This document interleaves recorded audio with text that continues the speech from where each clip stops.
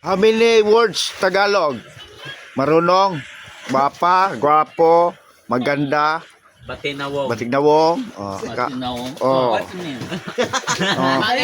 Bisaya, pangit, pangit. I don't know though. No, Tagalog, uli, Bisaya. Bisaya, gwapa, gwapo, batignawong. Ano, ni konti daw. Kunti lang, gamay lang. Bisaya. Ah, Siya, Bisaya, pure Bisaya. Half Korean, half Philippine, half Bisaya. Like chicken, like native chicken and imported hybrid. The same because hybrid chicken and native chicken, the name is Rhode Island. Chicken Rhode Island, you know Rhode Island? Rhode Island chicken. Rhode Island. Yeah. Like chicken in the road.